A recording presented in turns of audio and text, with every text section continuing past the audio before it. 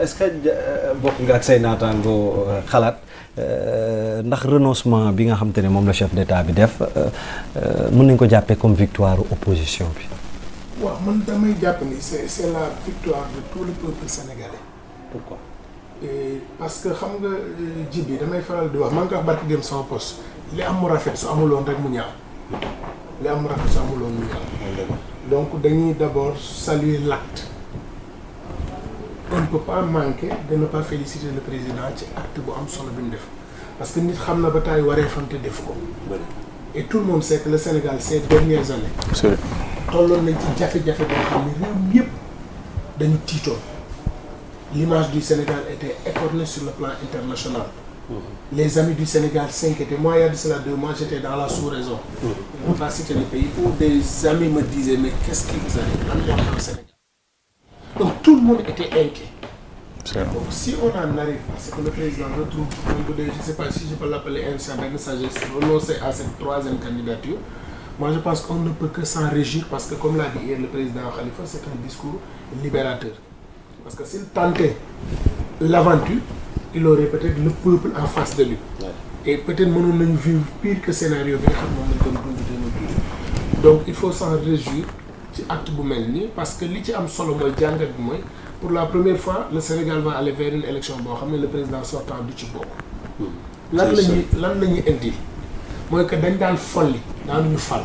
bi on a l'opportunité fal. Parce que ce ne sera plus un discours dire que Macky def dara kii mooy fal kenn ci ñoom ñëpp. Mais qu'est-ce qu'on va proposer au Sénégal?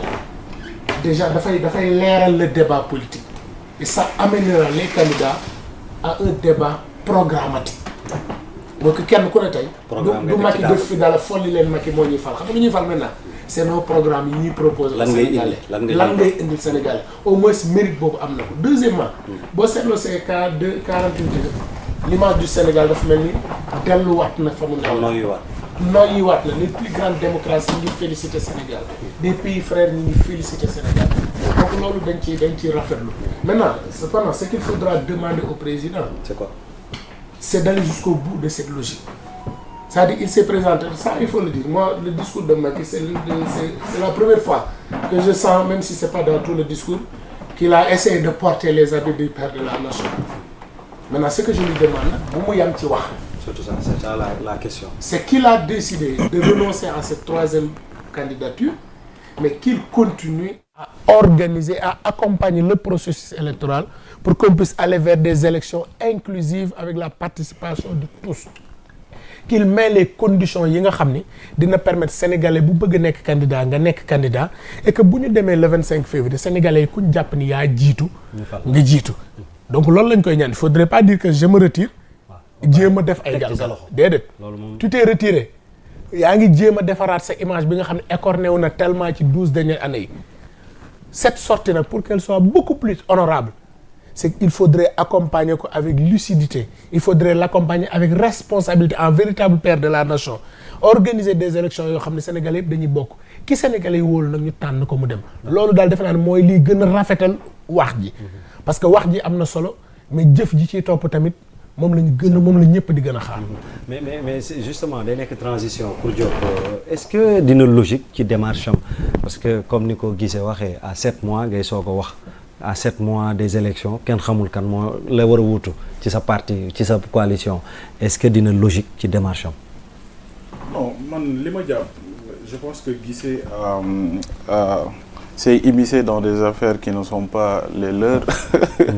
Et li ma xalaat moom mooy le président Macky Sall en disant que moom c'est la patrie avant le parti. Il a donné une preuve en disant que ni dëgg naa li ngeen wax parce qu'on a vu l'ensemble des maires je crois de Benno Bokk Yaakaar venir lui dire que ni bëgg nañ yow nga bokk. Foofu la mérite bi nekk maanaam yow ñi la wër ñëpp ne nañ bëgg nañ nga bokk mais loolu ça c'est le parti. Ce n'est pas la patrie. La patrie voudrait li ñëpp bëgg mooy moom mu daal di bañ a présenté wu def na ko merci beaucoup. Maintenant cela ne signifie pas que ni on fait table rase sur tout ce qui s'est passé depuis 2012. Il y a eu un dysfonctionnement ou bien même des manipulations flagrantes de la justice dans plusieurs situations. Il y a des opposants qui ont été persécutés entre-temps, il y a eu des emprisonnements, il y a eu des morts. On ne fait pas le table rase. Madame, dans une république, bu ñu nekkee di politique, même ton pire ennemi, et d'ailleurs je pense qu'on ne sommes pas entre des ennemis, mais on est entre des adversaires. Bu defee lu baax, ne ko merci beaucoup, nga daal di continuer sa li nga war a def. Maintenant, moi je ne suis pas dans une logique de tout politiser. wax ne kii war da def lii mbala méritique wala mbala mérite non def na ko baax na nañu jàll ci yeneen. Maintenant l'opportunité que ça donne, parce que moi je suis fortement attaché aux lois de la République et au bon fonctionnement de l'État. Man je ne suis pas ñuy def politique en dehors du cadre réglementaire. Macky Sall lu mu fi mën a defaat pour wax Bassirou lu mu fi mën a defaat ça sera dans le cadre des lois de la République. C'est-à-dire que mënta aller au-delà de ses prérogatives. Su fekkee ne pour réintégrer Khalifa la ak Karim changer le code électoral ci L28 bi la mais mën na koo def, mais ça sera dans le cadre de la loi. Je ne pense pas que mën na influencer ci organisation élection yi. Non man je pense que le système je pense que l'organisation de l'élection mën nañ koo gën a réformer daal di ko baax na, mais am nañ lu baax déjà. Parce que système électoral bi ñu am tey mais moom moo fal député yu bari yi ñu am au niveau de l'Assemblée nationale, moom moo far le maire de Dakar qui est dans ouais mais d'accord, il y a tout le temps des contestations partout, mais c'est légitime, mais il faut en apporter les preuves. Mais li ma bëgg a wax moom mooy système électoral bi fi am moom moo fal le maire de Dakar qui est dans l'opposition, moom moo jox presque une cohabitation au niveau de l'Assemblée nationale à l'opposition. Mais système électoral boobu noonu pour man baax na, mën nañ ko yóbbu élection. Maintenant nag il y a des rectifications yu ñu ci wax loolu il appartiendra à l'opposition de s'organiser, d'être présent dans tous les centres de vote, dans tous les bureaux de vote pour protéger leur vote. Mais pour man l'organisation le système électoral est bon, mais il faudra garder une vigilance sur le contrôle des votes. Et ça, c'est l'organisation, c'est à l'opposition de s'organiser et de le faire. Alors, pour opposition, vous pensez que Macky Sall pourrait influencer, voilà, sa décision pourrait influencer ci organisation élection yi. En plus, man li ma bëgg a xam mooy lan ngeen jàpp ne mooy nekk enjeu politique ci wàllu enjeu politique majeur lié à cette rénonciation. Bon, en fait, merci encore Djibi. Je crois que je ne vais pas revenir sur certains propos pour tontu wala leeral. Et je pense et duñ ne la politique c'est la gestion de la cité. Du ku yor parti.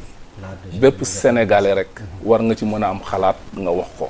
Foofu je crois que foofu laa gisee, foofu laa waxee, mais pas s'immiscer dans les choses yi nga xamante ni ça ne nous concerne même pas. Parce que am na lu ñu doy.